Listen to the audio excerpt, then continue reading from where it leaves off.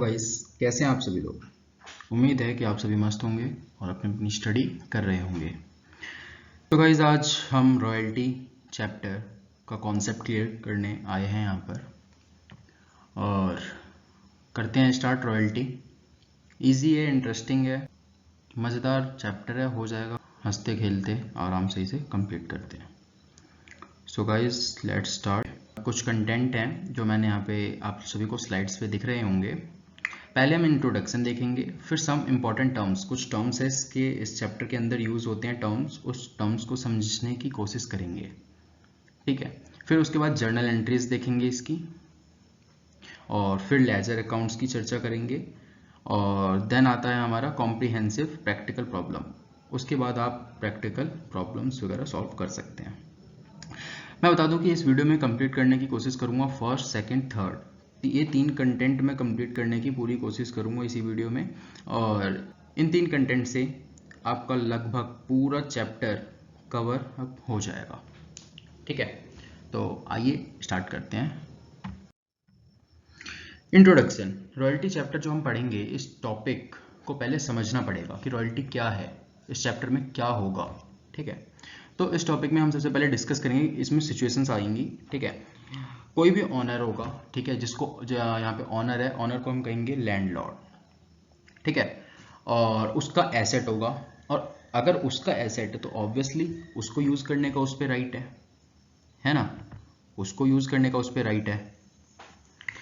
और उसका business arrangement है, और जो भी है वो अगर सेकंड पार्टी, और यहाँ पे पार्टी जो होगा उस पार्टी को हम कहेंगे लेसी, ठीक है, लेसी कहेंगे या लाइसेंसी कहेंगे या पब्लिशर कहेंगे, ये इसके नाम है पार्टी के।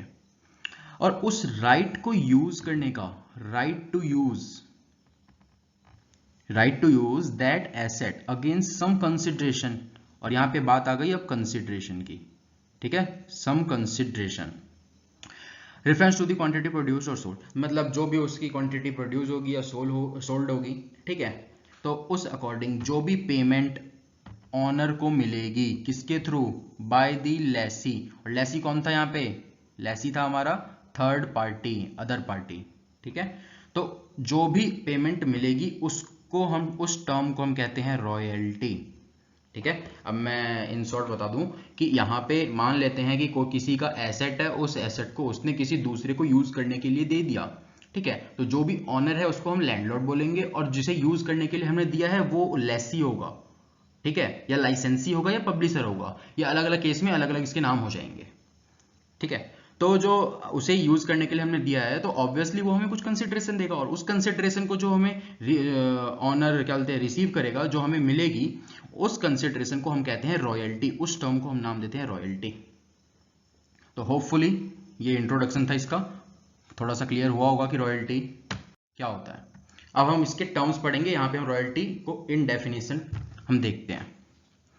Royalty is the periodic payment in nature of rent based on sales और प्रोडक्शन। बिल्कुल, रॉयल्टी जो होता है एक पीरियोडिक पेमेंट होता है, रिवेन्यू नेचर का होता है, ठीक है। ये ऐसा नहीं होता कि एक बार दे दिया अब नहीं देंगे, नहीं, ये रिवेन्यू नेचर का है, ये हमेशा पीरियोडिकली मिलती रहती है। किसको, लैंडलॉर्ड को, लेसर को, ठीक है, या लाइसेंसर को, ठीक है, तो उन्हें मिलता रहता है।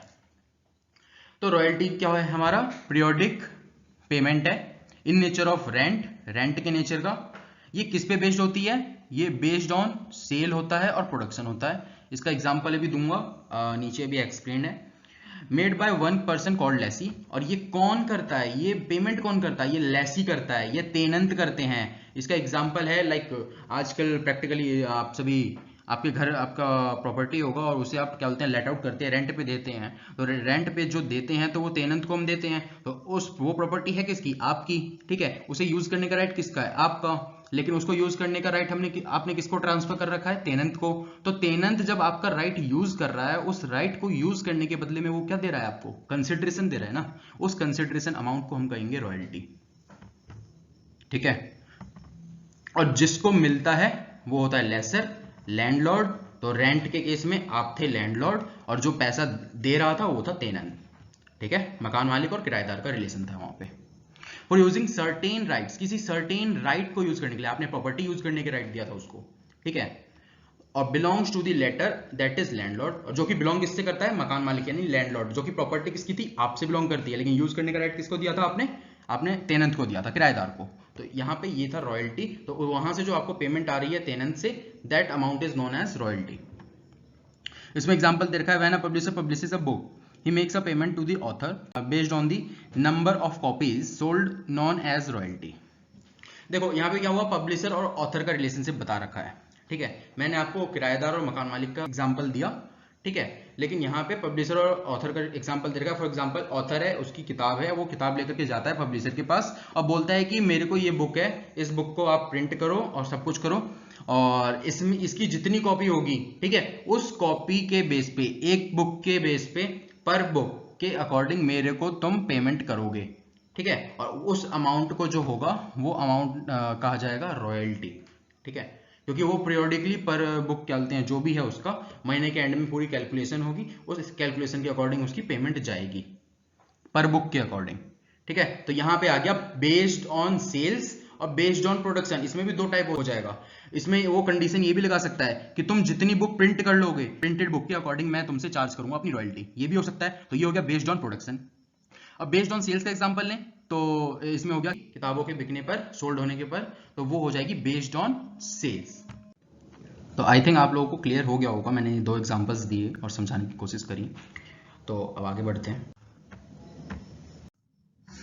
अब एसेंशियल्स ऑफ रॉयल्टी देखेंगे, ठीक है। रॉयल्टी में क्या क्या एसेंशियल पॉइंट है जिससे हम पहचान सकते हैं कि वो रॉयल्टी कहलाएगा, हमें पहचानने की, उसके कुछ कैरेक्टरिस्टिक्स को जानने की कोशिश करते हैं। क्या क्या उसमें एसेंशियल पॉइंट्स हैं वो देखेंगे। टर्म्स ऑफ मनी होता है, बिल्कुल, अभी मैंने बताया कि जो भी कंसिडरेशन होगा मनी, आपको किराया मिलता था आपके टेनेंट से, तो वो टर्म्स ऑफ मनी है, बिल्कुल है। उसके बाद नेचर ऑफ रेवेन्यू, मैंने बताया रेवेन्यू नेचर का होता है, कैपिटल नेचर का नहीं होता है। ऐसा नहीं है कि एक बार आपको किराया मिल गया उसके बाद आप लेंगे ही नहीं, ठीक है। तो रेवेन्यू नेचर का होता है, बार बार आपको हर मंथली बेसिस पे आपको किराए मिलेंगे। Payment made by one person to another person in against the use of certain rights, ये आ गया, यूज ऑफ सर्टेन राइट्स और assets belongs to that another person. Obviously जो एक यूज ऑफ सर्टेन, ये जो पेमेंट होती है ये किसी राइट्स को यूज करने के बदले में की जाती है, ठीक है। और वो जो राइट यूज करने का जो राइट होता है, और एसेट जिसे हम यूज कर रहे हैं, कुछ भी हो सकता है, राइट्स हो सकता है या एसेट हो सकता है, वो किससे बिलोंग कर रहा है, वो किसी अनदर पर्सन से बिलोंग कर रहा है, और उसको हम यूज कर रहे हैं, तो हम वो जो पेमेंट हम कर रहे हैं दैट इज रॉयल्टी, ठीक है। तो सिंपल सी बात है, रॉयल्टी जो होता है यहाँ पे ये कहना का थर्ड पॉइंट ये कह रहा है कि एक किसी सर्टेन राइट्स और एसेट को यूज करने के बदले में जो पेमेंट होती है वो रॉयल्टी होती है। May be based on the number of units produced or the number of units sold. अभी मैंने एग्जांपल दिया ऑथर और पब्लिशर का, वो ये कह सकता है कि मेरी बुक जितनी बिकेगी सोल्ड होने के बेसिस पे रॉयल्टी पे करना, या नहीं तो तुम मेरे को जितनी बुक तुम प्रिंट कर लोगे उस अकॉर्डिंग पे करना। आप दोनों के बीच में जो एग्रीमेंट हुआ है उस अकॉर्डिंग हम क्लासीफाई कर देंगे। अगर प्रिंटिंग के बेस पे किया गया है तो नंबर ऑफ यूनिट्स प्रोड्यूस के अकॉर्डिंग होगा, यानी कि बेस्ड ऑन प्रोडक्शन। और अगर कहते हैं सोल्ड के अकॉर्डिंग, उसने बोला है कि सेल करने के बाद तुम मेरा हिसाब करना, तो वो हो गया नंबर ऑफ यूनिट सोल्ड, यानी कि बेस्ड ऑन सेल, ठीक है। It is the revenue expenditure for the lessee or tenant and debited to profit and loss account. Obviously revenue expenditure होगा किसके लिए, लेसी के लिए या टेनेंट के लिए, क्योंकि उसके लिए तो खर्चा है, रेंट वो आपको दे रहा है, आपको वो क्या दे रहा है, रेंट दे रहा है ना। और रेंट अगर वो दे रहा है तो उसके लिए तो एक्सपेंस है ना, और वो एक्सपेंस कहाँ पे डेबिट होगा, ऑब्वियसली पीएनएल में हमारा डेबिट होता है, ठीक है। उसके बाद आता है it is the revenue receipts for the lessor, same उसी का अपोजिट हो गया। आपके लिए वो क्या है, आपको वो पैसा दे रहा है तो आपके लिए क्या है, इनकम है, ठीक है। और उसके लिए क्या है, जो रेंट पे कर रहा है आपको, उसके लिए वो एक्सपेंडिचर हो गया, तो उसके लिए डेबिट साइड में जाएगा पीएनएल के, आपके लिए क्रेडिट साइड में जाएगा पीएनएल के। नेक्स्ट टाइप्स ऑफ रॉयल्टी मैं पहले आपको एक्सप्लेन कर चुका, बेस्ड ऑन प्रोडक्शन होता है, बेस्ड ऑन सेल होता है, एक्सप्लेन करने की जरूरत नहीं है यहाँ पे। आगे बढ़ते हैं। अब ट्रीटमेंट देखेंगे रॉयल्टी की ट्रीटमेंट, ठीक है, in the books of lessee और लैंडलॉर्ड, ठीक है।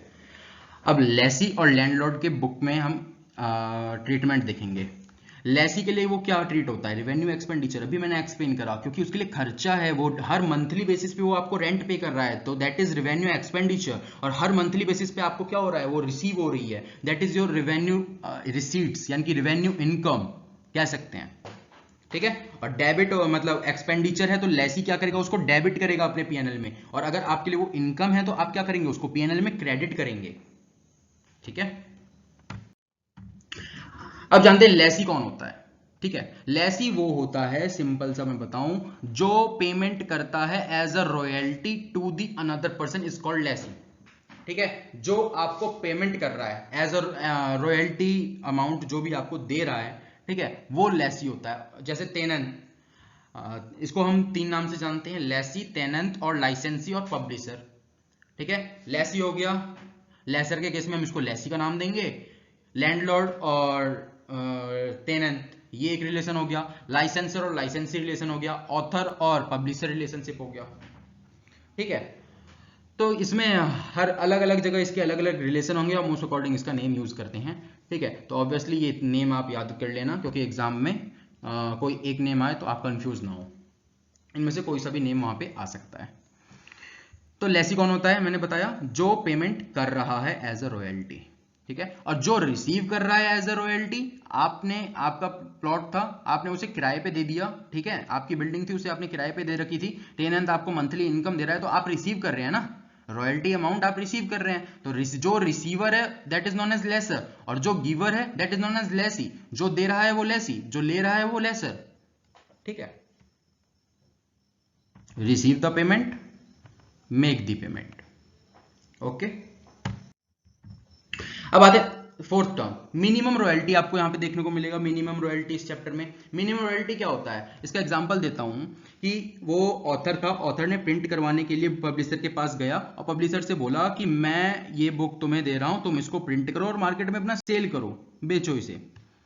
अब उस पे जो भी मेरा बनेगा वो पर बुक के अकॉर्डिंग मेरे को इतना रॉयल्टी पे करोगे।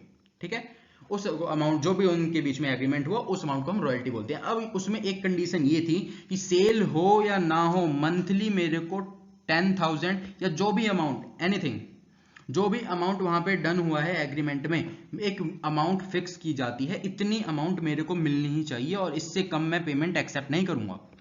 ठीक है, तो उस अमाउंट को बोलेंगे मिनिमम रॉयल्टी। फॉर एग्जांपल मैंने यहाँ पे ले लिया कि तुम ये लो मेरी बुक प्रिंट करो और मेरे को कम से कम 10,000 तो रॉयल्टी मेरे को महीने महीने चाहिए ही चाहिए। उससे एक्स्ट्रा आ गया तो वो तो जितना एक्चुअल बनेगा वो तो मैं लूंगा ही लूंगा, लेकिन अगर उससे कम आया तो मैं कम पेमेंट एक्सेप्ट नहीं करने वाला। 7,000, 8,000, 5,000 मैं नहीं लूंगा, मेरे को मिनिमम 10,000 रुपए मंथली तो चाहिए चाहिए। अगर डील करनी है तो कर लो, वो ऐसा करके जो भी फिक्स होगा उनके बीच में एग्रीमेंट। तो अब यहाँ पे वो जो अमाउंट फिक्स हुआ है ना कि मिनिमम गारंटेड अमाउंट, ठीक है, मिनिमम गारंटेड अमाउंट जो फिक्स हुआ है कि उससे कम वो पेमेंट नहीं लेगा, कौन, author, that amount is known as minimum royalty.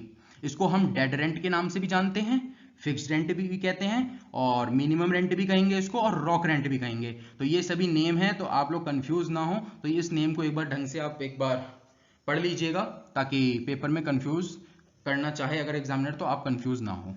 ठीक है, कुछ भी नेम वो यूज कर सकता है मिनिमम रॉयल्टी की जगह, dead rent, minimum rent, fixed rent, rock rent. ठीक है, तो मिनिमम रेंट आपको समझ में आ गया। यहां पे भी वही लिख रखा है, minimum guaranteed amount which must be paid by the lessee to the landlord in an accounting year irrespective of the fact.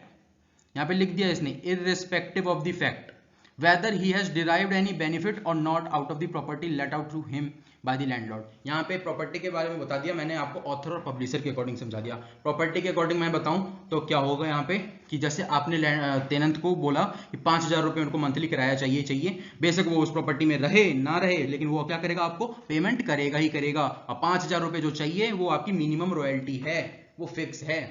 ऐसा नहीं है कि वो यूज नहीं कर रहा तो कम अमाउंट आपको दे देगा, नहीं, ऐसा नहीं होगा।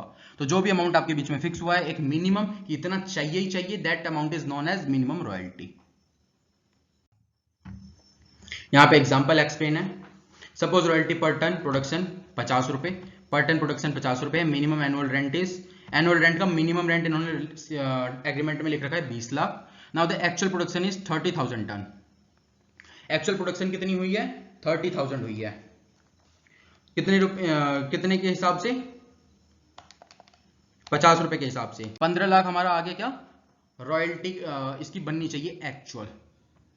बट इन दिस केस यहां पे मिनिमम रेंट का क्या कंडीशन था, 20 लाख। 15 लाख बन रहे हैं एक्चुअल, लेकिन उसने मिनिमम 20 लाख बोल रखा है। तो 5 लाख यहाँ पे लेसी अपने जेब से पे करेगा, और जो हम आगे अभी पढ़ने वाले हैं जिसको हम नाम देंगे शॉर्ट वर्किंग, तो 5 लाख यहाँ पे शॉर्ट वर्किंग होता है। ठीक है, तो लेकिन ये 15, यहाँ पे मेन कॉन्सेप्ट आपको ये समझना है बस कि ये 15 लाख जो एक्चुअल बन रहे हैं ना, लेकिन ये 15 लाख नहीं पे करेगा, ये लेसी उसको पे तो 20 लाख के 20 लाख ही करेगा।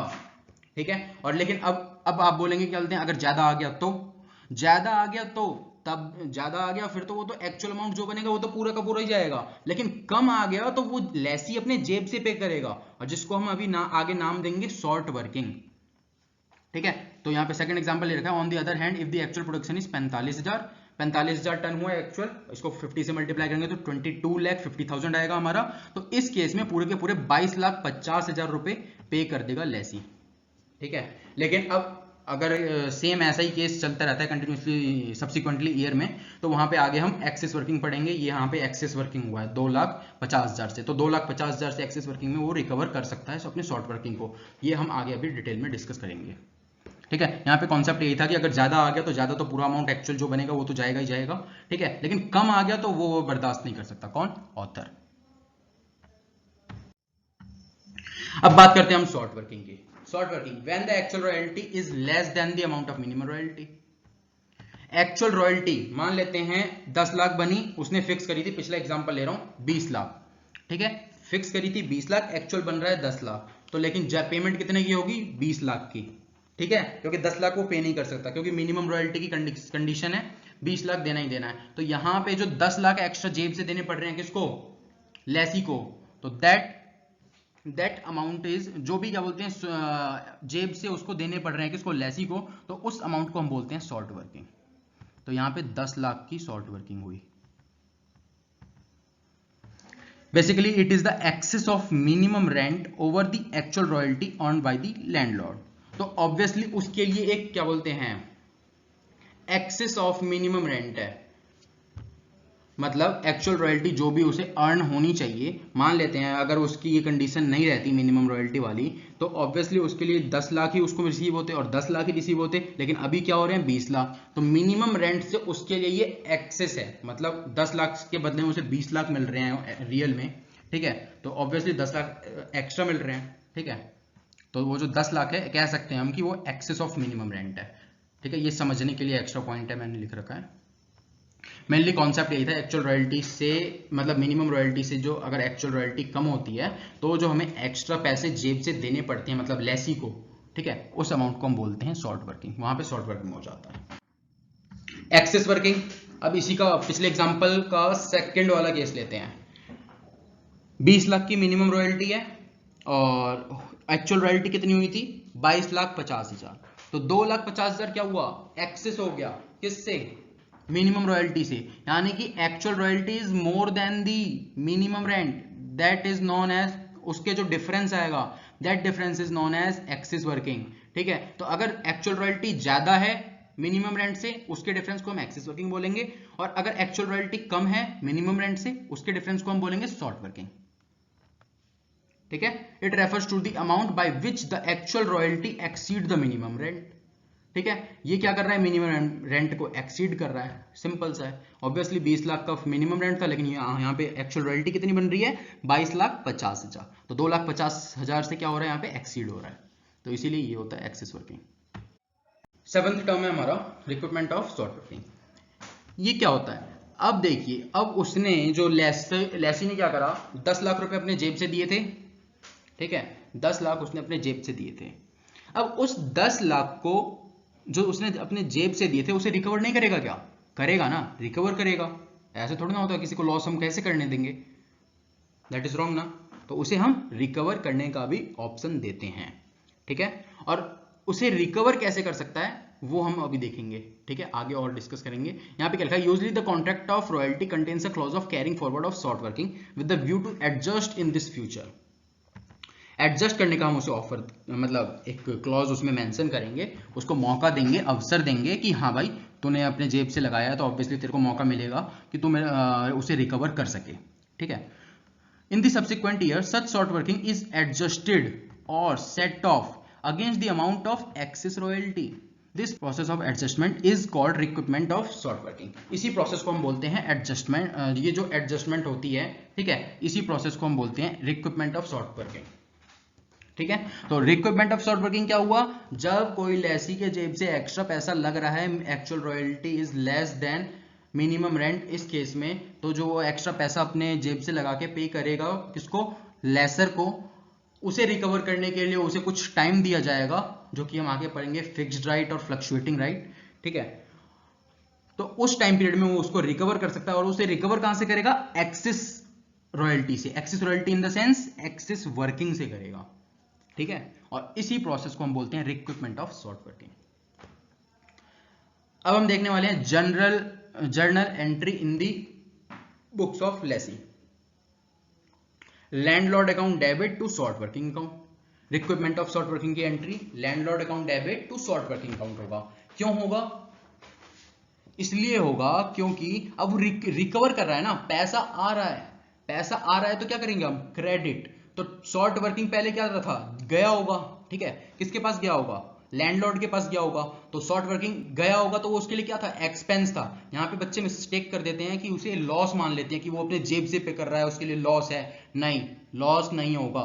लॉस होगा बट वो तब होगा जब उसका क्या बोलते हैं, टाइम लैप्स कर जाएगा। और टाइम कैसे लैप्स होगा, क्या प्रोसेस है, सब हम भी आगे डिस्कस करने वाले हैं। यहाँ पे एक शॉर्ट सी मैंने जर्नल एंट्री एक्सप्लेन कर दिया कि क्या एंट्री पास होगी। तो शॉर्ट वर्किंग उससे रिकवर हो रही है, तो पैसा आ रहा है, इनकम क्रेडिट। तो शॉर्ट वर्किंग पहले डेबिट हुआ था जाते समय, अब क्रेडिट होगा, ठीक है। और लैंडलॉर्ड अकाउंट डेबिट, ठीक है। डेबिट क्यों करेंगे? क्योंकि अभी ये क्या बोलते हैं, अब हमारा डेटर हो जाएगा। मतलब सिंपल सी बात है कि जो एंट्री हम करते समय कर रहे थे ना, short working to landlord account, क्योंकि लाइबिलिटी बढ़ गई थी। लाइबिलिटी कैसे बढ़ गई थी? 10 लाख हमें अपने जेब से पे करने पड़ेंगे, तो इसलिए हमने लैंडलॉर्ड अकाउंट को क्या कर दिया था? क्रेडिट, लाइबिलिटी बढ़ाने के लिए। अब यहाँ पे क्या करेंगे? लाइबिलिटी अब हमारी कम होगी, तो लाइबिलिटी कम करने के landlord account debit to short working account, ठीक है। होपफुली एंट्री क्लियर हो गई होगी। नेक्स्ट, अब आता है फिक्स्ड राइट। अब रिक्विपमेंट ऑफ शॉर्ट वर्किंग कैसे होगा, उसके कुछ मतलब दो टाइप्स हैं, fixed right, fluctuating right. Fixed right में उसका लॉस होगा ही होगा, फ्लक्चुएटिंग राइट में उसका लॉस नहीं होता, उसे मौका मिलते ही रहते हैं, मिलते ही रहते हैं। अभी देखेंगे हम। फिक्स्ड राइट का मतलब होता है कि लेसी जो है वो कैन रिक्विप और set off short working with the excess working within a certain number of years. यहां पे लिख दिया है इसने, certain number of years from the commencement of the lease, ठीक है। If the short working is not recovered fully within that period, जो भी यहां पे नंबर बताया होगा, इस पीरियड में अगर रिकवर नहीं हुआ तो it can't be recovered after that, उसके बाद वो कभी रिकवर नहीं कर सकता। और इसी को बोलते हैं फिक्स्ड राइट, जहां पे एक fixed certain number of years given हो कि हाँ भाई तू 3 साल के अंदर अंदर अगर रिकवर कर सकता है तो कर ले, तू इतनी सेल कर ले कि एक्सिस वर्किंग हो जाए, और एक्सिस वर्किंग हो जाए तो उस एक्सिस वर्किंग में से तू अपने शॉर्ट वर्किंग को रिकवर कर ले, तेरे ऊपर जिम्मेदारी है, 3 साल में तेरे को रिकवर कर सकता है तो कर ले। लेकिन 3 साल बाद वो तू कभी भी रिकवर नहीं कर पाएगा, ठीक है। फिक्स्ड राइट का मतलब ये होता है, यानी कि वो जो 10 लाख रुपए उसने अपने जेब से लगाए, तो अगर वहां पे लिखा हुआ है कि फिक्स्ड राइट 3 इयर्स का है, तो रिक्विपमेंट ऑफ शॉर्ट वर्किंग जो होगा विद इन 3 इयर्स वो रिकवर कर सकता है, उसके बाद वो लॉस हो जाएगा, और लॉस होगा तो वो पीएनएल के डेबिट साइड में आएगा, ठीक है। नेक्स्ट, अब आता है इसी का सेकंड पार्ट, कितने मतलब रिकवर करने के दो टाइप्स होते हैं, फिक्स्ड राइट और फ्लक्चुएटिंग राइट, ठीक है। अब जो क्वेश्चन बोलेगा उस अकॉर्डिंग हमें करना है। क्वेश्चन में अगर फिक्स्ड राइट बोलेगा तो फिक्स्ड राइट हमें अप्लाई करना है, और फ्लक्चुएटिंग राइट बोलेगा फिर तो कोई दिक्कत ही नहीं है। फ्लक्चुएटिंग राइट में तो उसकी मौज आ जाती है, किसकी? लेसी की, कि वो कभी भी अपना रिकवर करता रहे, तब तक वो रिकवर करता रहेगा जब तक कि उसका एक एक पैसा रिकवर ना हो जाए उस शॉर्ट वर्किंग का, तब तक वो रुकेगा नहीं, ना ही वो क्या बोलते हैं उसका लॉस होगा, ठीक है। तो ये अगर ये ऑप्शन मिल जाता है उसको, तो उसके क्या बोलते हैं, बल्ले बल्ले हो जाते हैं, ठीक है। अब फ्लक्चुएटिंग राइट जो होता है, in this type of agreement the lessee can recoup और set off short working of any year with excess working during the next following year. अगले साल मतलब आने वाले सब्सिक्वेंटली ईयर में वो करता रहेगा till it is fully recovered, तब तक करता रहेगा जब तक कि वो शॉर्ट वर्किंग फुल्ली रिकवर्ड नहीं हो जाते। और इसी राइट को जब ये राइट दे दिया जाता है किसी लेसी को, तो उस राइट को बोलेंगे फिक्स्ड राइट, ठीक है। तो यहां पे ये जो है, यहां पे कोई सर्टेन नंबर ऑफ ईयर्स नहीं होगा, सर्टेन नंबर्स ऑफ क्या बोलते हैं जो होगा वो हमारा होगा फिक्स्ड राइट में। सॉरी सॉरी सॉरी, यहां पे ये फिक्स्ड राइट नहीं होगा, यहां पे फ्लक्चुएटिंग राइट होगा, बाय मिस्टेक को टाइपिंग मिस्टेक हो गई, फ्लक्चुएटिंग फ्लक्चुएटिंग राइट होगा, ठीक है, वो बाय मिस्टेक टाइपिस्ट से क्या बोलते हैं प्रॉब्लम हो गई थी। हाँ, तो फिक्स राइट में क्या होगा, सर्टेन नंबर ऑफ ईयर्स होगा, और फ्लक्चुएटिंग राइट में हमारा अनलिमिटेड नंबर ऑफ ईयर्स होंगे तब तक जब तक कि वो रिकवर पूरा ना हो जाए, टाइम मिलता रहेगा। शॉर्ट वर्किंग लैप्स्ड और रिटर्न ऑफ, ये सिर्फ और सिर्फ एक ऐसी कंडीशन है जो कि फिक्स्ड राइट में ही होगा, फ्लक्चुएटिंग में नहीं होगा, मैंने अभी बताया था, है ना। तो देखते हैं, ये फिक्स्ड राइट में ही होता है। हाँ, अब मैंने जैसे बताया था कि 10 लाख उसे 3 साल के अंदर अंदर रिकवर करने हैं, ठीक है। अगर वो 3 साल के अंदर रिकवर नहीं होता है तो ऑब्वियसली वो क्या होगा, वो कहाँ हो जाएगा, वो हमारा लॉस हो जाएगा, ठीक है।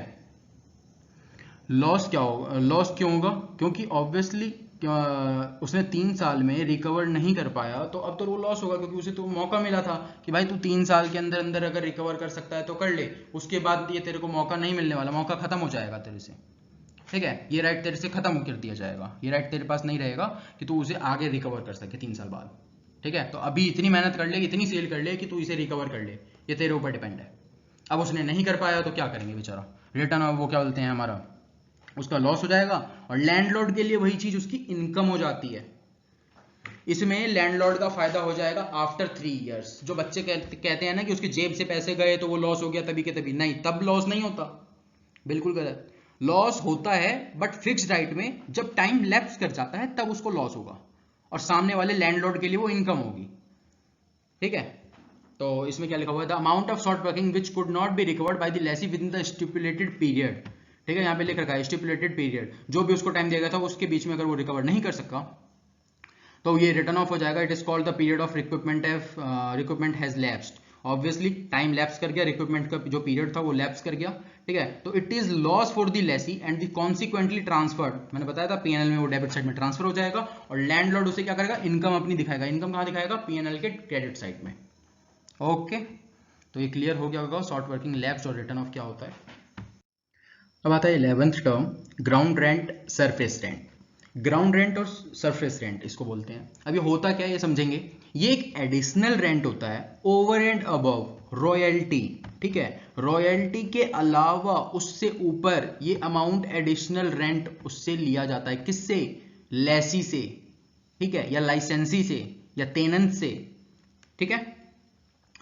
अब इसका एग्जांपल जो है, और ये कैसे लिया जाता है, ये एक फिक्स्ड रेंट होता है, ऑन ईयरली ले सकते हैं या हाफ ईयरली ले सकते हैं, ठीक है, irrespective of the fact whether the lessee has derived any benefit or not out of the property let out by him by the landlord। ये भी एक फिक्स्ड होता है, ईयरली ले सकते हैं या हाफ ईयरली ले सकते हैं, ठीक है।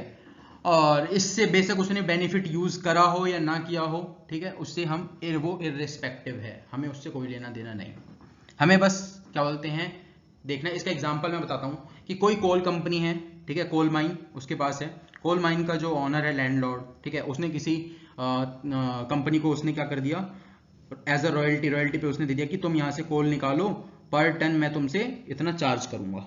कोल निकालने के लिए डील हुई है, याद रखना, कोल निकालने के लिए डील हुई है। अब उसके आसपास लैंड है, अब अगर वो कोई कंपनी जो है वो कोल निकालेगी तो ऑब्वियसली उसका लैंड यूज करेगी, और लैंड यूज करेगी तो उसको कुछ ना कुछ तो देना पड़ेगा, क्योंकि उसकी जो रॉयल्टी मिलती है, रॉयल्टी तो सिर्फ और सिर्फ उस चीज का है जो वो कोल निकाल रही है, उसके आसपास की लैंड भी तो यूज हो रहा है, ट्रक आएगा उसका, ठीक है, ट्रांसपोर्ट आएगा, कैरी करेंगे फिर ले जाएंगे, तो उन सब के लिए उसका लैंड यूज होगा। तो उसके लिए over and above royalty, royalty के अलावा वो कुछ पेमेंट फिक्स होगी, वो उसे पे करनी होगी उस कंपनी को, किसको, लैंडलॉर्ड को, और that amount is known as, जो कि ओवर एंड अबव किसके है, रॉयल्टी के, उसे हम ग्राउंड रेंट या सरफेस रेंट कहते हैं। सरफेस रेंट से मतलब से आप समझ जाइए कि सरफेस रेंट लैंड यूज हो रहा है उसका, ठीक है, किसी सरफेस को यूज करने के लिए जो ओवर एंड अबव हम रॉयल्टी के पे करते हैं, उस अमाउंट को हम ग्राउंड रेंट या सरफेस रेंट कहते हैं। Strike and lockout, strike and lockout क्या होता है। स्ट्राइक मतलब वही जो धरने पे बैठ जाते हैं लोग, ठीक है, लोग क्या मतलब एम्प्लॉयज वगैरह ये सब, ठीक है। अगर हाँ, यहां पे थोड़ी सी रिलैक्सेशन दे दी गई है, किसको, लेसी को कि अगर स्ट्राइक है या लॉकआउट पीरियड, लाइक लॉकडाउन लग गया था कोविड के टाइम में, ठीक है, आजकल भी वैसे चलिए, मतलब सेकंड वेव में भी दोबारा हुआ था, अब आई डोंट नो कि थर्ड वेव का क्या कैसा सीनरियो है, ठीक है। तो मतलब लॉकडाउन लग गया था, एग्जांपल के तौर पे मैंने लिया, लॉकडाउन जो लग गया, लॉकआउट हो गया पूरा, ठीक है, या स्ट्राइक, कोई आपके एम्प्लॉइज है वो स्ट्राइक पे चले गए, ठीक है, काम नहीं हो रहा, आपका काम सारा खत्म, मतलब बंद पड़ा है, कुछ नहीं हो रहा, तो इस पीरियड में मिनिमम रेंट में थोड़ा सा रिलैक्सेशन दे दिया है किसको, लेसी को, टेनेंट को या लाइसेंसी को, कि हाँ अब अगर आपके एम्प्लॉइज स्ट्राइक पे हैं या लॉकआउट लग गया है, अगर काम नहीं हो रहा है, तो आप ऐसा करें मिनिमम रेंट को ना उस प्रोपोर्शन में रिड्यूस कर दें। मान लेते हैं 3 महीने के लिए आपका एम्प्लॉइज स्ट्राइक पे हैं, तो यानी कि 9 महीने तो काम चला है, तो यानी कि मिनिमम रेंट को 12 से डिवाइड करके इनटू कर देंगे 9 मंथ्स, तो जो भी अमाउंट आएगा वो 9 मंथ्स की मिनिमम रेंट हो जाएगी, ठीक है, और उस मिनिमम रेंट को हमें पे करना होगा, यानी कि प्रोपोर्शनेटली उसको रिड्यूस करना है, ये लिखा, प्रोपोर्शनेटली उसको रिड्यूस कर दो। उसके बाद सबलीज। अब सबलीज क्या होता है, सबलीज का केस मैं एक्सप्लेन करूं तो एग्जांपल, इसमें क्या हो जाता है, सब लेसी, मतलब फॉर एग्जांपल लेता हूं, मैंने प्रॉपर्टी ली आपसे, आप लैंडलॉर्ड हो, मैं लेस मतलब टेनेंट हूं, मैंने आपकी प्रॉपर्टी ली किराए पे, अब मैं अकेला हूं, मैं अकेला क्या बोलते हैं, किराया जो है वो मैं काफी ज्यादा लग रहा है मेरे को, तो मैं अब क्या करता हूं, मैं उस प्रॉपर्टी को एक यूज करने के लिए किसी एक पार्टनर को अपने बुला लेता हूं, उस पार्टनर को मैं क्या बोलते हैं अपने साथ वहां पे उसे यूज करने के लिए अपने साथ उस प्रॉपर्टी में अलाउ कर देता हूं, उस प्रॉपर्टी को यूज करने के लिए, ठीक है। अब मैं आपसे और मेरी डील हुई है 5,000 रुपए किराया देना है, अब मैं उस पार्टनर को बोलता हूं कि तुम मेरे को 3,000 रुपए पर मंथ दे देना और इस प्रॉपर्टी को तुम यहाँ पे भी यूज कर सकते हो, हम साथ में यूज करेंगे, ठीक है। तो वो क्या है, अब मैं उसके लिए क्या हो गया, अब मैं उसके लिए एज अ मैंने उसे सबलीज कर दिया है, यानी कि आपकी जो प्रॉपर्टी थी वो मैंने क्या करा, मैंने ले ली और उसे मैंने मींस अपना दिखाते हुए एक तरह से कह सकते हैं कि हाँ वो प्रॉपर्टी मेरी है, अब उससे जो किराया लूंगा वो मैं लूंगा, फिर मैं आपको दूंगा, और आपकी और मेरी जो डील हुई है उसके अकॉर्डिंग, और मेरी और उसके बीच में डील हुई है वो मेरे को देगा, ठीक है। तो इसमें सब लेसी आ जाता है, ठीक है, इसमें 3 पार्टी हो जाएगी, लैंडलॉर्ड, लेसी, सब Lesi. When the lessee transfer whole or part of his rights available under a contract of lease to another person, the situation is called sublease, इसी को हम कहते हैं सबलीज, मतलब राइट तो मेरे को मिला था यूज करने का उस प्रॉपर्टी को, अब उस प्रॉपर्टी का मैंने बोल दिया कि इसमें इस प्रॉपर्टी को तुम भी यूज कर सकते हो, मैंने किसी और को उसी को ट्रांसफर कर दिया है, उस राइट को यूज करने का, मैंने जो मेरे को राइट मिला था आपसे कि मैं इस प्रॉपर्टी को यूज कर सकता हूँ 5,000 रुपए में, लेकिन अब वही प्रॉपर्टी जो मेरे को मिली है 5,000 रुपए में, अब उस प्रॉपर्टी को यूज करने का राइट मैंने किसी और को भी ट्रांसफर कर दिया है, तो ये जो केस बनता है ये सब लीज का केस बनता है, ठीक है। तो इसके अंदर 3 पार्टी आते हैं, लैंडलॉर्ड, लेसी और सब लेसी, ओके। अब अकाउंटिंग ट्रीटमेंट देखेंगे, अकाउंटिंग ट्रीटमेंट कैसे, किसके बुक में, in the books of lessee और in the books of landlord, दोनों की ट्रीटमेंट कौन कौन से टाइप्स में देखें, जर्नल एंट्रीज में और लेजर अकाउंट्स में, ठीक है। अगर मैं इसमें से जर्नल एंट्रीज आपको करवा दूं तो ऑब्वियसली पोस्टिंग ही करनी होती है, तो लेजर अकाउंट्स कोई भी बना सकता है, बस जर्नल एंट्रीज एक बार समझ में आ जाए विद लॉजिक, ठीक है। तो मैं कोशिश करता हूं आप लोगों को समझाने के लिए, एक्सप्लेन करने की कि विद लॉजिक की ऐसा क्यों हुआ है और जर्नल एंट्रीज क्या पास होगी किस केस में कैसे, ठीक है। तो दोनों की एंट्रीज हम देखेंगे, लेसी की बुक में और लैंडलॉर्ड की बुक में, और जर्नल एंट्रीज मैं करवाऊंगा। Journal entries in the books of Lesi ले रहे हैं, ठीक है। सबसे पहला केस, जब एक्चुअल रॉयल्टी, ठीक है, जब एक्चुअल रॉयल्टी जस्ट इक्वल हो किसके, मिनिमम रेंट के, यानी कि जितना मिनिमम रेंट है एग्रीमेंट में उतनी ही एक्चुअल रॉयल्टी हुई है, तो 3 एंट्री पास होगी, ठीक है, 3 एंट्री पास होगी लेसी की बुक के अंदर। क्या क्या पास होगी देखो, royalty payable account debit to landlord's account, और यहां पे जो अमाउंट आएगा ना ये एक्चुअल रॉयल्टी आएगा, ठीक है, royalty payable account debit to landlord's account. Royalty payable account debit क्यों हुआ है, क्योंकि एक्सपेंस है लेसी के लिए, एक्सपेंस ऑलवेज डेबिट, तो royalty payable account debit to landlord's account, किसके लिए लायबिलिटी बढ़ गई, लायबिलिटी इसकी बढ़ गई लेसी की, किस मतलब लैंडलॉर्ड अकाउंट, इसीलिए हमने क्रेडिट कर दिया क्योंकि लायबिलिटी बढ़ गई, लायबिलिटी बढ़ाते हैं तो क्रेडिट करते हैं, तो ये एंट्री बन गई हमारी पहली, royalty payable account debit to landlord's account. अब क्या होगी, ये तो ड्यू कर दिया हमने, अब होगा, अब पेमेंट होगी, ठीक है, अब पेमेंट होगी तो क्या होगा, अब लायबिलिटी कम होगी ना ऑब्वियसली, तो लायबिलिटी कम करने के लिए क्या करते हैं, डेबिट, है ना, तो landlords account debit, actual amount जो आएगा रॉयल्टी का वो, टू बैंक अकाउंट, ठीक है, टू बैंक अकाउंट, जो भी नेट अमाउंट पेड होगा, to income tax payable account. अब ये इनकम टैक्स पेबल अकाउंट क्यों आया है?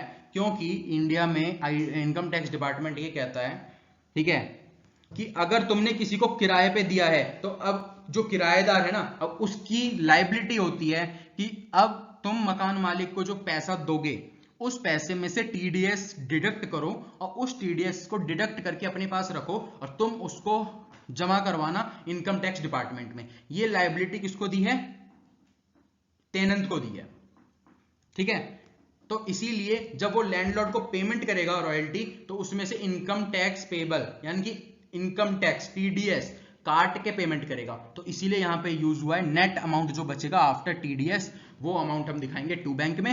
बाकी to income tax payable account आएगा क्योंकि लायबिलिटी बढ़ गई है। किसके लिए? इनकम टैक्स को देना है, तो लायबिलिटी बढ़ी है ना हमारी लेसी की, कि अब लेसी को वहां पे भी जमा करवाना होगा, तो इसीलिए लायबिलिटी बढ़ती है तो क्रेडिट कर देते हैं, तो income tax payable account credit हो गया। आई थिंक लॉजिक क्लियर हो रहा होगा। उसके बाद क्या होगा? Profit and loss account debit to royalty payable account. ऐसा कौन सा अकाउंट है जो क्लोज नहीं होता, जो ट्रांसफर होता है, ठीक है, वो होता है नॉमिनल अकाउंट, ठीक है। नॉमिनल अकाउंट को हरदम हम ट्रांसफर करते हैं, ठीक है, पीएनएल में वो ट्रांसफर करेंगे हम अभी। Profit and loss account to royalty payable account क्यों करेंगे? Profit and loss account debit क्यों होगा? क्योंकि एक्सपेंस है ना, तो उसे जब ट्रांसफर करेंगे तो पीएनएल डेबिट हो जाएगा टू रॉयल्टी पेबल अकाउंट, ठीक है। तो आई थिंक ट्रांसफर की तो एंट्री तो क्लियर होगी ही, आई थिंक, ठीक है। तो उम्मीद है कि आपको ये केस 1 क्लियर हो गया होगा। एनी डाउट्स तो आप लोग मेरे को कमेंट सेक्शन में जरूर बताना, मैं कोशिश करूंगा आप लोगों की हेल्प करने की। केस 2 हमने अभी देखा था जब एक्चुअल रॉयल्टी मिनिमम रेंट के इक्वल हो। अब हम देखेंगे एक्चुअल रॉयल्टी मिनिमम रेंट से कम होगी। अब यहां पे अराइज होगा शॉर्ट वर्किंग, ठीक है। यहां पे भी 3 एंट्री पास होगी। वैसे कहने को तो 4 हम पास कर सकते हैं, लेकिन हम फॉलो करते हैं इंस्टीट्यूट मॉड्यूल को, ठीक है। और इंस्टीट्यूट मॉड्यूल हमारे लिए एक गीता के समान है, कुरान है, गुरु ग्रंथ साहिब है, जो भी है, जैसा इंस्टीट्यूट बोलेगी वैसा ही हमें करना होगा, ठीक है। हम इसमें कुछ नहीं कर सकते। तो मैंने जहां तक है स्टडी मैट को फॉलो करा है, तो यहाँ पे मर्ज करके इन्होंने एक में ही कर रखी है इसकी एंट्री पास, तो वही दिखाएंगे। तो actual royalty less than minimum rent होगा तब भी 3 एंट्री पास होगी। पहली एंट्री सेम वही होगी, royalty payable account debit actual royalty का अमाउंट टू लैंडलॉर्ड्स अकाउंट। ये एंट्री हम करते थे जब दोनों बराबर थे, बट अब क्या हुआ? अब कुछ ना कुछ इसमें इम्बैलेंस हुआ होगा, ठीक है। अब इम्बैलेंस क्या हुआ होगा? एक्चुअल रॉयल्टी कम है, एक्चुअल रॉयल्टी कम है, तो अब जो भी डिफरेंस आएगा, ठीक है, डेबिट साइड में, उस अमाउंट को नाम दे देंगे शॉर्ट वर्किंग अकाउंट। और शॉर्ट वर्किंग अकाउंट का अगर लॉजिक समझे, इसको डेबिट क्यों किया है? बिकॉज यहाँ पे जो लेसी है वो अपने जेब से पे कर रहा है, तो उसके लिए यहाँ पे अभी एक्सपेंडिचर माना जाएगा, तो एक्सपेंस ऑलवेज डेबिट, तो शॉर्ट वर्किंग अकाउंट डेबिट, ठीक है। और शॉर्ट वर्किंग को निकालने का तरीका यहाँ पे थोड़ा सा एक्सप्लेन कर दिया है, minimum royalty minus actual royalty. Obviously minimum rent में से अगर एक्चुअल जो हुई है उसे माइनस कर देंगे तो जो डिफरेंस आता है वो शॉर्ट वर्किंग ही आता है। तो फर्स्ट एंट्री हो गई। सेकंड एंट्री पेमेंट की जैसे पहले कर देते वही होगी, सेम बिल्कुल, ठीक है, सेम एंट्री होगी, landlord account debit, minimum rent से होगा। लेकिन वहां पे हम क्या कर रहे थे? लैंडलॉर्ड अकाउंट, वहां पे भी हम मिनिमम रेंट से ही कर रहे थे, ठीक है। यहाँ पे भी लैंडलॉर्ड अकाउंट मिनिमम वहां पे जो था इक्वल था, तो इसीलिए वहां पे मिनिमम रेंट मैंने लिखा नहीं है, क्योंकि एक्चुअल रॉयल्टी उतनी ही हुई थी पिछले केस में, केस 1 में, जितनी हमारी मिनिमम रेंट है, तो इसीलिए वहां पे मिनिमम रेंट आएगा। अब यहाँ पे क्या हुआ? एक्चुअल रॉयल्टी कम है, पेमेंट तो उतनी ही करनी है। पेमेंट जब हमें उतनी ही करनी है तो हम इसमें कहाँ कुछ एक्चुअल रॉयल्टी हम कुछ नहीं घुसाने वाले। लैंडलॉर्ड को पेमेंट कितनी होनी है? मिनिमम रेंट पेमेंट करनी ही करनी है, तो लैंडलॉर्ड अकाउंट डेबिट कितने से? मिनिमम रेंट से। To bank account net amount आएगा आफ्टर डिडक्टेड टैक्स यानी कि टीडीएस, और उस टीडीएस को हमारे लिए लाइबिलिटी हो जाएगी लेसी की, मतलब, ठीक है, लेसी को लाइबल हो जाएगा उसे जमा करवाने के लिए, तो इसीलिए लेसी उसको क्रेडिट करेगा क्योंकि उसके लिए लाइबिलिटी बढ़ गई to income tax payable account, ठीक है। अब नॉमिनल अकाउंट को सबको ट्रांसफर कर दो। नॉमिनल अकाउंट यहाँ पे क्या है? रॉयल्टी, तो PNL account debit to royalty payable account, और यहाँ पे एक्चुअल ही आएगा क्योंकि एक्चुअल में उसका जो कहते हैं एक्सपेंडिचर है उसको हम रॉयल्टी पेबल ही यहाँ पे एक्सपेंस है, ठीक है। तो अब उसको हम नॉमिनल अकाउंट को हम ट्रांसफर करते हैं, इसीलिए profit and loss account debit to royalty payable account. Transfer की एंट्री तो इजीली हो जाएगा। केस 3 के 2 पार्ट है, ठीक है। पहला part, when the actual royalty is more then the minimum rent. अब एक्चुअल रॉयल्टी क्या है? More than the minimum royalty. अब मिनिमम रेंट से एक्चुअल रॉयल्टी ज्यादा है, तो अब क्या एंट्री होगी, अब यहाँ पे 4 एंट्रीज पास होंगी। ठीक है, 4 एंट्रीज कैसे पास होंगी, देखो पहली एंट्री वही अमाउंट पेबल करने की बिल्कुल सेम, क्योंकि ज्यादा है तो यहाँ पे तो शॉर्ट वर्किंग आएगा ही नहीं ना। Royalty payable account debit to landlord account, ठीक है, पहला एंट्री सेम। अब क्या हुआ, पिछले एंट्री में मैं केस को उसी से रिलेट कर रहा हूं, पिछले केस से, ठीक है, इस केस को मैं पिछले केस से रिलेट कर रहा हूं, शॉर्ट वर्किंग की ट्रीटमेंट कैसे करते हैं हम रिकवर करते समय। अब क्या हुआ, एक्चुअल रॉयल्टी इस बार क्या थी, मिनिमम रेंट से ज्यादा थी, तो मिनिमम रेंट से जब एक्चुअल रॉयल्टी ज्यादा है तो हम क्या करेंगे, रिकवर करेंगे। उस प्रोसेस को हम क्या बोलते हैं, याद हो तो मैंने एक टर्म पढ़ा था, रिक्विपमेंट ऑफ शॉर्ट वर्किंग, ठीक है, इस प्रोसेस को कहते हैं। और वो कहां से रिकवर होता है, एक्सेस वर्किंग से रिकवर होता है। अब कैसे होगा उसकी एंट्री अब यहां पे कर रहे हैं, landlord account debit to short working account, debit क्यों करा लैंडलॉर्ड को, उतने से हमने उसे डेटर बना दिया, ठीक है, टू शॉर्ट वर्किंग अकाउंट इसलिए कर दिया क्योंकि हमारी वो एक्सपेंस थी। यानी कि बताऊं तो पहले हम एंट्री क्या करते थे, जब शॉर्ट वर्किंग होता था तो शॉर्ट वर्किंग होता था क्या करते थे, शॉर्ट वर्किंग अकाउंट को डेबिट करते थे और लैंडलॉर्ड को क्रेडिट करते थे। तो अब उसी का अपोजिट एंट्री पास हो जाएगा, क्योंकि उस समय हम पैसा दे रहे थे अपने पास से, अब हम उसे रिकवर कर रहे हैं तो ऑब्वियसली उसकी अपोजिट एंट्री हो जाएगी, लैंडलॉर्ड को क्रेडिट के बजाय डेबिट करेंगे और शॉर्ट वर्किंग को डेबिट के बजाय क्रेडिट करेंगे, क्योंकि शॉर्ट वर्किंग यहाँ पे रिकवर हो रही है, पैसा आ रहा है, तो income side, income always credit, तो इसीलिए हमने इसको क्रेडिट करा है। अब आते हैं थर्ड एंट्री, लैंडलॉर्ड अकाउंट बनेगी, यानी कि थर्ड एंट्री बनेगी पेमेंट की। पहली एंट्री ड्यू करेंगे पेमेंट रॉयल्टी की, सेकंड एंट्री रिकवर करने की, अगर एक्सेस वर्किंग है तो उसको रिकवर करेंगे पिछले शॉर्ट वर्किंग को। थर्ड एंट्री बनेगी बैंक की पेमेंट की, बैंक की पेमेंट की जैसे पहले करते थे वैसे ही बनेगा, लैंडलॉर्ड अकाउंट डेबिट, ठीक है, क्योंकि यहाँ पे एक्सेस वर्किंग है। मान लेते हैं 25 लाख रुपए एक्चुअल रॉयल्टी बनी है, ठीक है, 25 लाख रुपए, और मिनिमम रॉयल्टी जो है, मिनिमम रेंट मतलब सॉरी, मिनिमम रेंट जो है वो है 20 लाख, पिछले साल 15 लाख हुई थी हमारी एक्चुअल रॉयल्टी, यानी कि 5 लाख की शॉर्ट वर्किंग हो गई थी। इस बार क्या है, 25 लाख रुपए हमारी एक्चुअल रॉयल्टी है, तो 5 लाख की एक्सिस है, तो 5 लाख के 5 लाख पूरा रिकवर हो जाएगा, ठीक है। तो यानी कि यहां पे लैंडलॉर्ड अकाउंट में 20 लाख ही आएगा।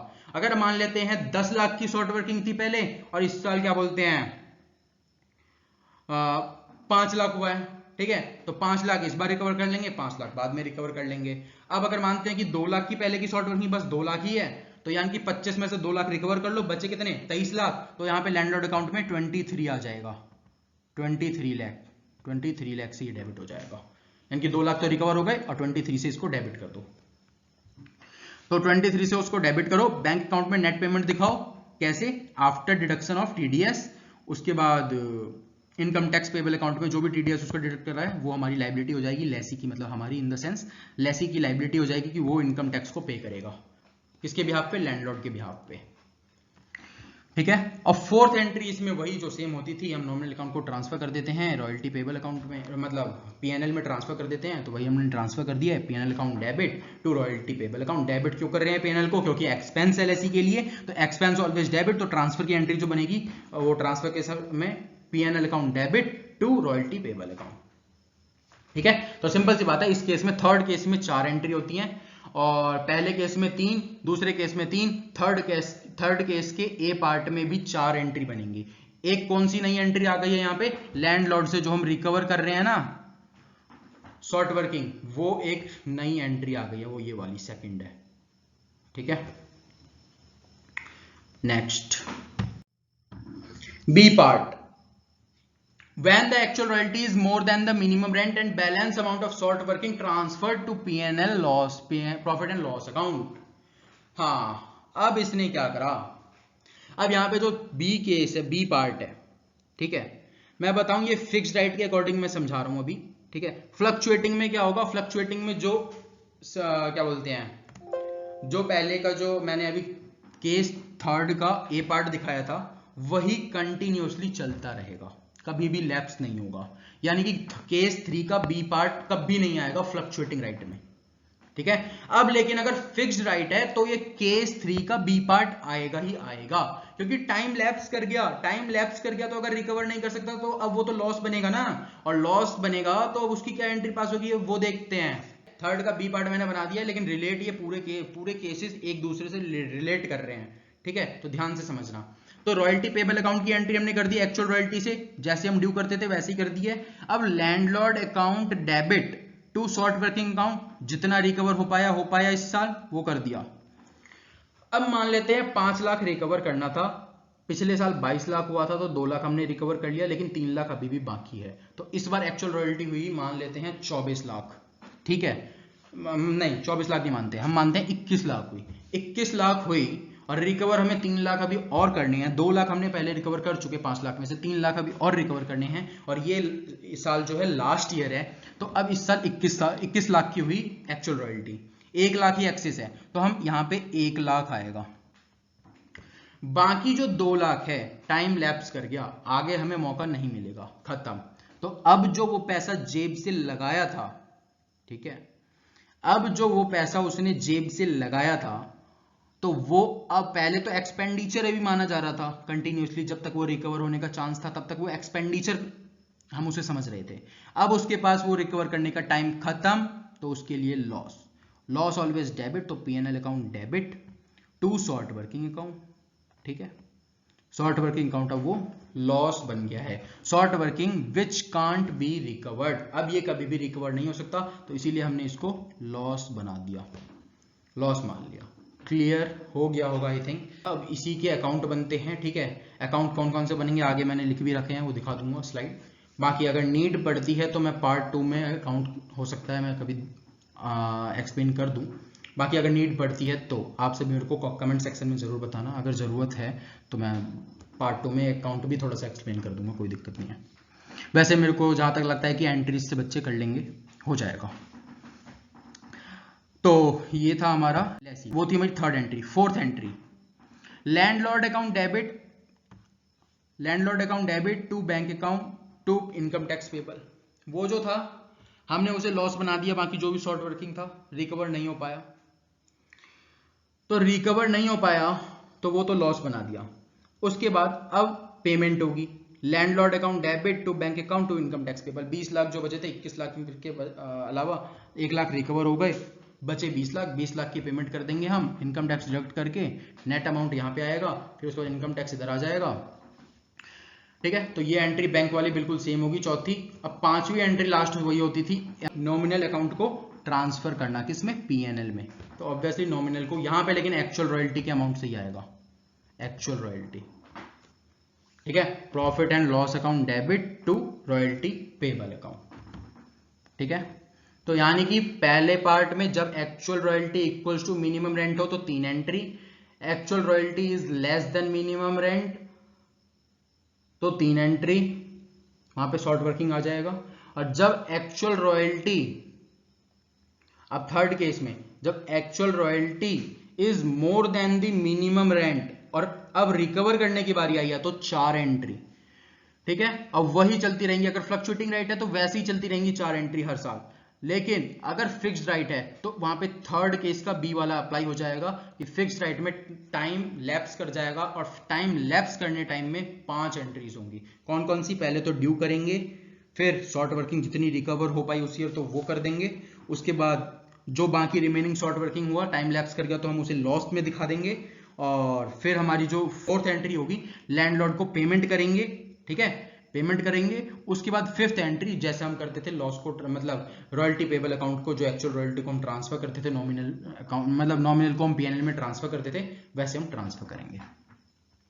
तो ये था लेसी का कंप्लीट होते हुए। अब लेसर के बुक्स में कैसे एंट्रीज पास होगी, सेम उसकी अपोजिट अब यहाँ पे करना है हमें, बस फिर हमारा कॉन्सेप्ट यहाँ पे कंप्लीट हो जाएगा।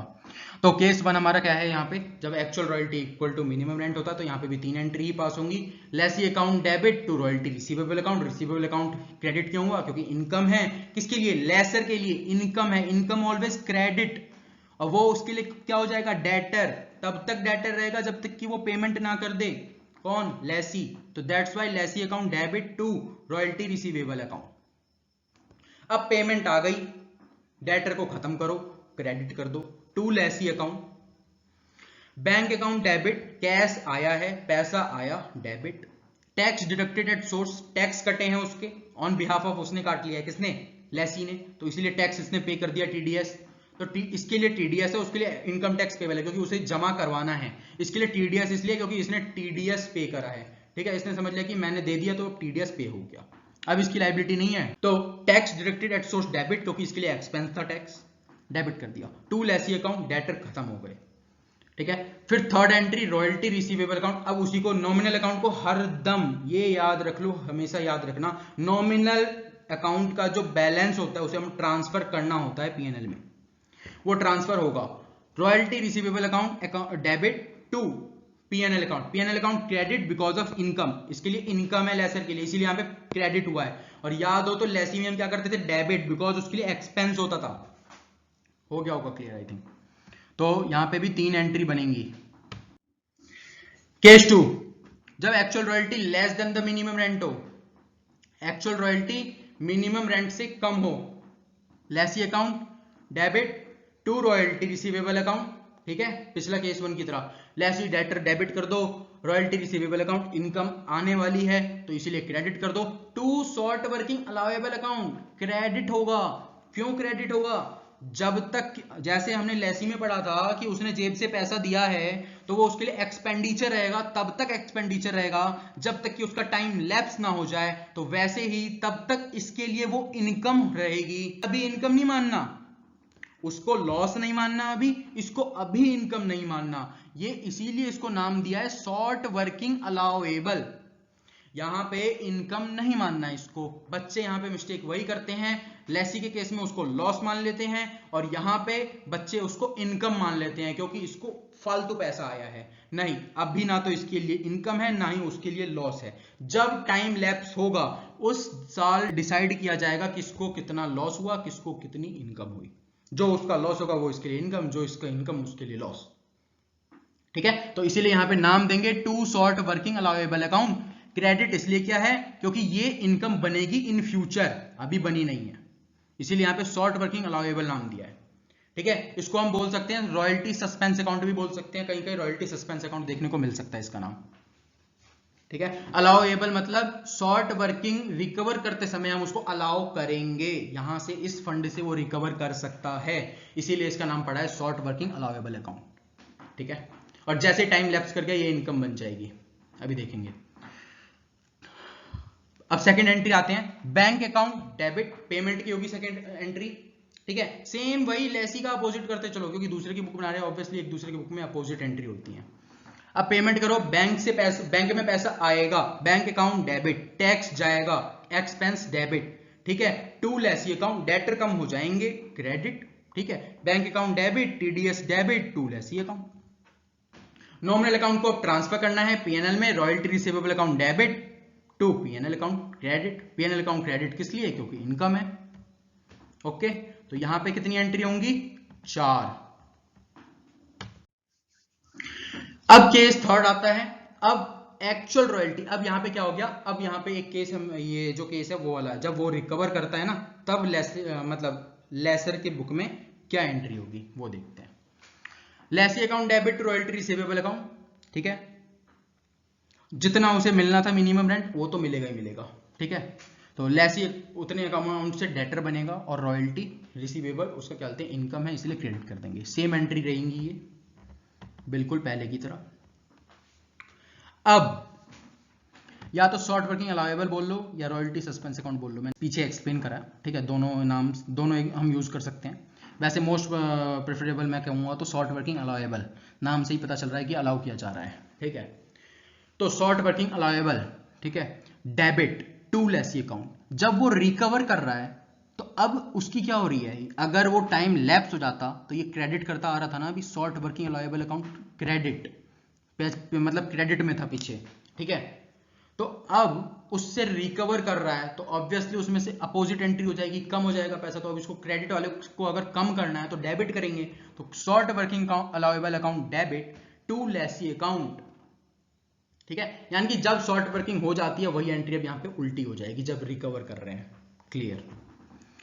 फर्स्ट हो गई, सेकंड हो गई, थर्ड वही सेम पेमेंट वाली, नेट अमाउंट जो रिसीव होगा बैंक में आफ्टर टीडीएस, और TDS debit, lessee account credit, क्योंकि डेटर कम हो गए, अब उससे पैसा नहीं आने वाला इसलिए हमने उतना क्रेडिट कर दिया। फिर नॉमिनल अकाउंट को ट्रांसफर करते हैं पीएनएल में, हमने ट्रांसफर कर दिया royalty receivable account debit to PNL account, clear है। बहुत इजी है, बहुत easy. When the actual royalty is more than the minimum rent and the balance amount of short working allowable transfer to profit। अब ये case क्या हुआ, अगर case third का ए पार्ट ही चलता रहेगा कि कौन से राइट में, जब फ्लक्चुएटिंग राइट होगा, ठीक है, लेकिन जब फिक्स्ड राइट की बात करें तो वहां पे आ जाएगा केस थर्ड का बी पार्ट। और यहां पे कितनी एंट्री होंगी, वहां पे भी लेसी की बुक में भी 5 होती थी, तो यहां पे भी 5 होंगी।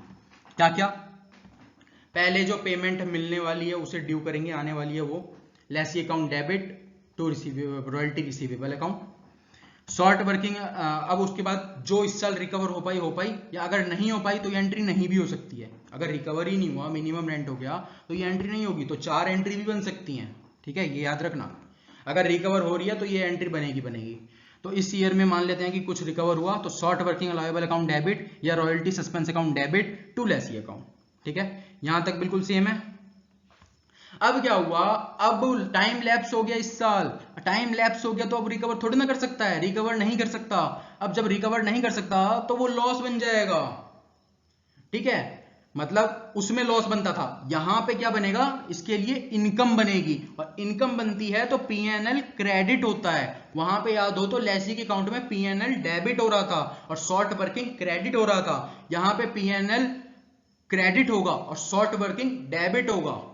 तो short working allowable account debit to PNL loss account, मतलब पीएनएल अकाउंट इनकम बन जाएगी, ठीक है, क्योंकि लेसर की अकाउंट हम मेंटेन कर रहे हैं।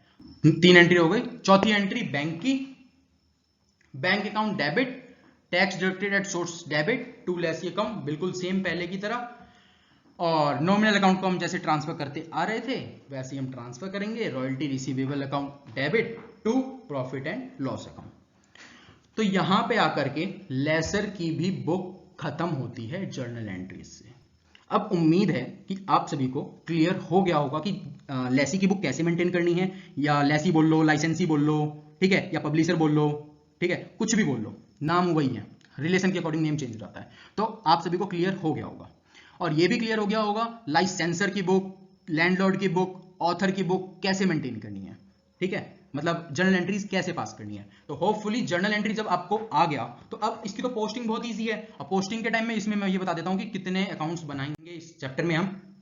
जब हम लेसर का या लाइसेंसी लेसर का, लैंडलॉर्ड का या ऑथर का बुक मेंटेन कर रहे होंगे, तो उसमें पहला बनेगा लेसी अकाउंट, ठीक है, रॉयल्टी रिसीवेबल अकाउंट क्योंकि उसके लिए रिसीवेबल है, और शॉर्ट वर्किंग सस्पेंस या अलाउएबल अकाउंट, कुछ भी बोल लो। उसके बाद जब हम लेसी की बुक बनाएंगे तो लेसर अकाउंट बनेगा, क्योंकि दोनों की बुक में एक दूसरे के अकाउंट बनेंगे, ठीक है, रॉयल्टी पेबल अकाउंट क्योंकि इसके लिए पे करना है इसको लेसी को, इसलिए पेबल अकाउंट बनेगा, रॉयल्टी पेबल अकाउंट, और शॉर्ट वर्किंग अकाउंट बनेगा। लेसी से रिलेटेड जितनी भी ट्रांजैक्शन है उसको लेसी में ट्रांसफर पोस्टिंग कर देनी है, रॉयल्टी रिसीवेबल वाले नाम से जितनी भी ट्रांजैक्शन है उसको रिसीवेबल में ट्रांसफर कर देनी, पोस्टिंग कर देनी है। शॉर्ट वर्किंग सस्पेंस या अलाउएबल के नाम से जो भी है उसकी पोस्टिंग हमें इस अकाउंट में कर देनी है। तो पोस्टिंग आई थिंक आता ही होगा, आप लोगों ने 11th में पढ़ा होगा कि पोस्टिंग हम पड़ोसी के नाम से कर देते हैं, ठीक है, जो भी आप लोगों ने लॉजिक से पढ़ा होगा तो लॉजिक क्लियर होगा, ट्रिक से समझा होगा तो ट्रिक से क्लियर होगा। तो होपफुली अगर कोई नीड है कि नहीं मेरे को क्या बोलते हैं अकाउंट्स भी थोड़ा सा समझा दीजिए, तो मैं जरूर कोशिश करूंगा कि एक नेक्स्ट वीडियो इसके ऊपर एक और बना दूं और मैं अकाउंट्स एक्सप्लेन करने की पूरी कोशिश करूंगा, ठीक है। तो आप सभी मेरे को कमेंट सेक्शन में बता देना। होपफुली ये सेशन आप सभी के लिए बेनिफिशियल रहा होगा, और जिन्होंने सब्सक्राइब नहीं करा मैं उनसे रिक्वेस्ट करना चाहूंगा, जो भी मेरे चैनल पे नए हैं प्लीज चैनल को सब्सक्राइब करें, लाइक और शेयर करना ना भूलें। Take care, goodbye, thank you so much for joining or watching my videos.